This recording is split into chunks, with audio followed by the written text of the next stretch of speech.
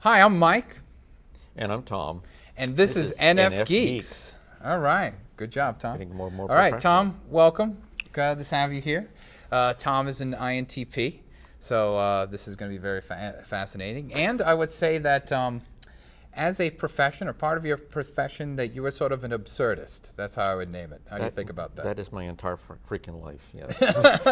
A little censoring going on there, but yes, I pulled it off, right. As an absurdist. Yes. Everything you do your whole life is absurd. Everything in my life and myself in person are absurd. Absurd, as you can tell right now. That's right now. All right, Tom, let me ask, so you're an intuitive thinker, that's in your type, and so I want to talk about some of the values and orientations of intuitive thinking, and to just sort of, for you to sort of just riff and think about how it's in your life or in your mind or anything that's, reactions to it.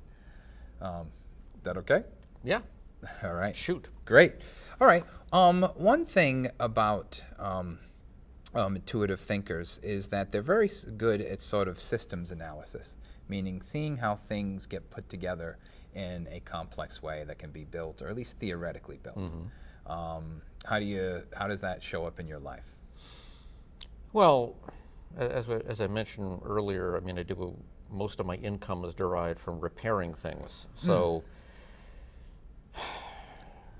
It's gotten to be an automatic sort of thing that when I look at something, I just sort of see it as a sort of exploded diagrams that you see of aircraft, and I look at a chair and I see this chair basically exploding all over the place and seeing I look at you and I sort of see you exploding all over the place, all of your internal organs and bones and brains. That's great. That's pretty much, I walk down the street and everything just sort of like explodes all over the place. So you're actually an absurdist terrorist. Yes. A terrorist of the absurd. I like that, actually. I'm part of a secret cell of absurdist terrorists. You frighten people into absurdity. Well, when I'm being as ancient as I am. From the before time. But the before time, yes. There was a guy who, they called them merry pranksters. And back in the 60s, they had a bus and they did a lot of drugs and they basically drove around just doing sort of like artistic terrorism all over the place, just deliberately, poking people and aggravating them and making them get agitated and so forth. And I guess I'm still kind of doing that. It's gotten reflexive now. I just sort of automatically just do everything ass backwards because I sort of live in a universe where there is no forward or backwards. I mean, there's a whole business about, mathematically, time is the same whether it goes in either direction, so to speak, and it doesn't actually go in a direction anyway. So I just sort of find it kind of like live like that all the time. I mean, everything is just kind of like constant chaos all the time. So, as we were talking earlier, trying to make a decision is essentially impossible because there are too many variables, and as soon as you make a decision, it changes anyway. So everything that this is what happens all the time. The entire day-to-day life is basically quantum. Oh, well, that's all quantum all the time. If that's not intuitive thinking, I don't know what is. You can open a restaurant, it would just say all quantum all the time, and what we serve you depends on who. Okay, so a quantum restaurant. Yeah. Yeah. Okay. You probably will get what you ordered, but there's a statistical possibility you won't. You'd be like Schrodinger hot dogs or something. You'd be like, is it there or is it not? Right, I was just going to say I could open up the package and it could not be there, but it's simultaneously there while it's still in the basket there and covered with the napkin and Precisely. It's a really interesting concept. You get the thing and it being a little bun box or something, and maybe you would actually pay the bill depending on whether you actually found the hot dog in the box when you opened it. Oh, that's fantastic. Yeah. That's great. But if you ate it first, could you then still? You'd have to. How would that work? Because the instant, because you'd have to, if you imagined eating it as soon as you opened it, you'd have to go imagine, because if you imagined eating it before you opened it, is it actually going to be there? Exactly. Or will you just find a cat inside the hot dog bun? Well, then I want my money back for that. That's bad. You wouldn't like to find a live cat in your hot dog bun. No, I can't say that I would, usually. There may be, I'll play your game. There may be a time in my life where possibly I may want it, Hypothetically, in a parallel universe that's split off, there is a version of me that would like it. Oh. How's that? What do you look like in the parallel universe? Thinner and more hair. Because you eat less cats in hot dogs. Yeah, that's the issue. There's a girl I know actually who has a hairless cat called Hot dog? No, I can't remember the damn name of it. I can never remember names. Arnold or something. It's something like that. But the cat has no hair on him, and he sort of would look like a hot dog if you put him in a big enough bun. Okay, that's right. Because it's a pink and right. You could. Yeah, he's a I can't think of his name. I'll think of it after.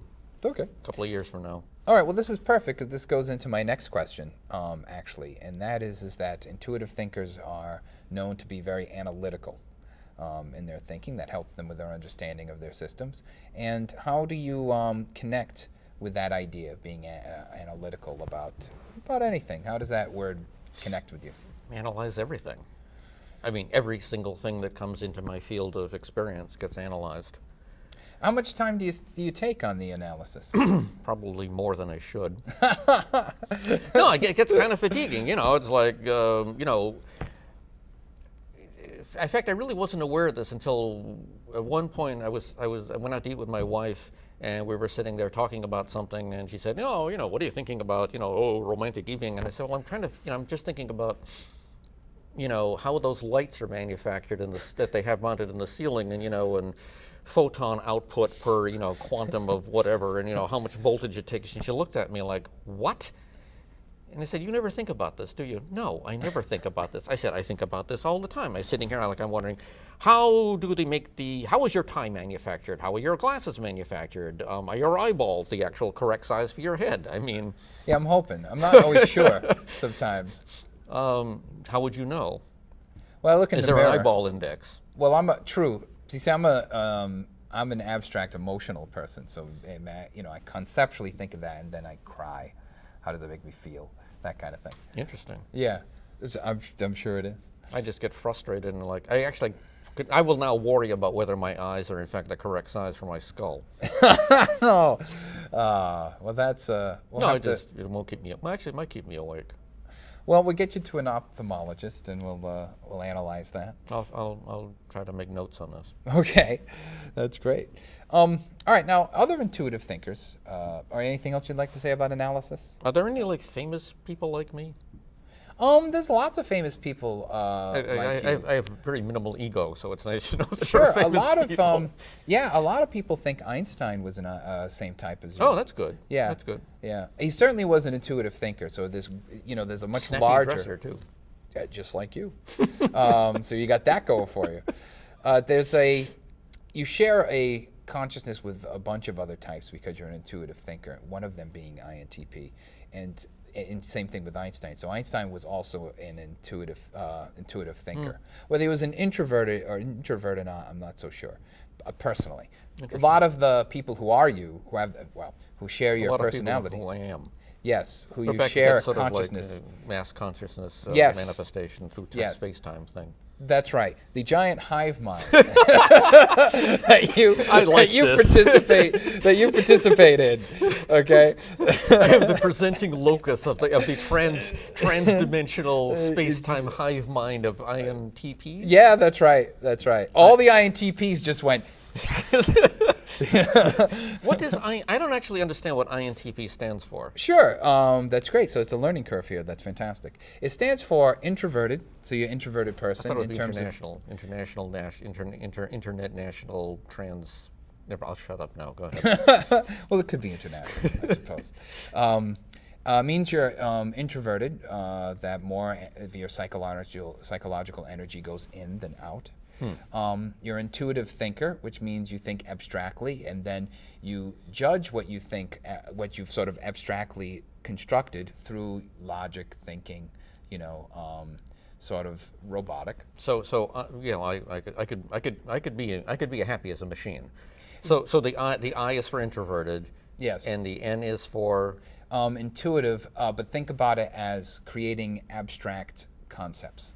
I know, but why do you use the letter N if it's intuitive? I think because It's a what different were they going language? to call it? Yeah, they were going to call it. Well, they didn't want intuitive. They didn't want two I's. Back to the I's, but two letter I's. I think this comes from Carl Jung, by the way. Yeah. He's the one who did this. Okay, so Some people think Carl Jung is an INTP. I'm not one of them, but Actually- a lot of people say that he is.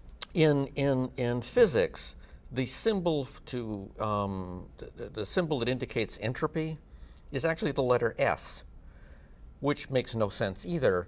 And the assumption was that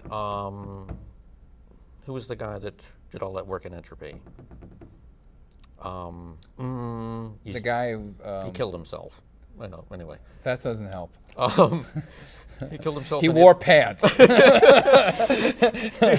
ate pizza. Oh, the guy who ate pizza. Why did you I want to just say say that, Tom? Leibniz, and it's not Leibniz, but anyway. No, he's a philosopher. Yeah, he didn't do anything entropic. Well, actually, everybody does something entropic. Are you talking about somebody in physics like Niels Bohr or something? Yeah. Fermi. I'm like throwing out names. Yeah, but it's not them. Okay. Anyway, but yeah, one of the reasons he chose S as opposed to E, which would make more sense, is because E actually was already established as the symbol for energy, or what's the symbol for E equals mc squared? Yeah, so it would be E as an energy. So the letter was already taken, so therefore it's like, well, let's use S. What the hell? So He didn't have the copyrights on the letter E. something like that. You know. Well, okay, that answer is perfect. So that shows two things. One, intuitive thinking, absolutely. And it also shows perceiving. What they mean by perceiver is sort of somebody who has, yeah, not exactly like that, but sure. It means somebody who can sort of be sort of flexible and fluid and have sort of multiple ideas going on simultaneously. The opposite being a judger who sort of, kind of cuts through the ideas.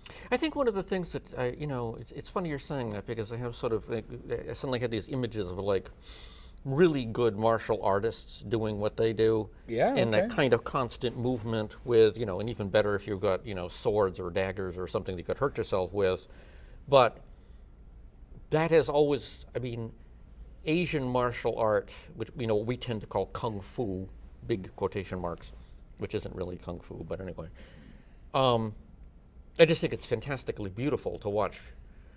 My wife thinks I'm nuts because why are you watching those movies with people punching each other in the head? Because I don't see people punching each other in the head. I see exquisitely trained athletes bordering on dancers doing this kind of motion. It's just sort of like, are you familiar with the symbology of the dance of Shiva? Yes. It's kind of like the same. when he's destroying the world and he's dancing around, that kind of thing. Oppenheimer. Yeah, he says that. Yeah. Right, destroyer of worlds. Yeah, I am become death, the destroyer of worlds.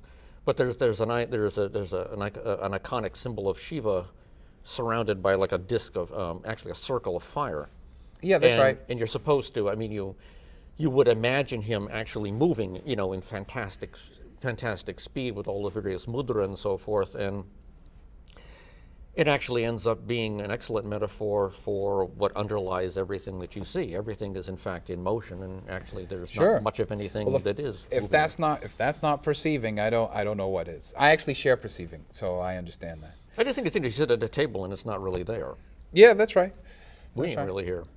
I'm never really here. It's my show. All right, Tom, we only have a minute, so because we got to watch the timer, got to be exact. So, anything you want to say in like 30 seconds of time? Like what?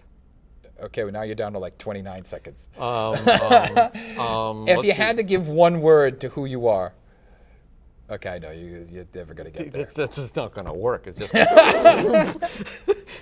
It's like those little toys you stick in water and it goes. Oh, shoot, I'm wet and it's bigger now. Okay, now we got 20 seconds. This has nothing to do with anything, but Sure. I have Facebook friends in Vietnam, so it's where the hell is the camera anyway? We can look at that can actually one, look that at them. one, Hi, whatever one. Yeah, that everybody one. in Saigon and in Vietnam, and hello, Lucy, Lee Na Khan in Hanoi. Great.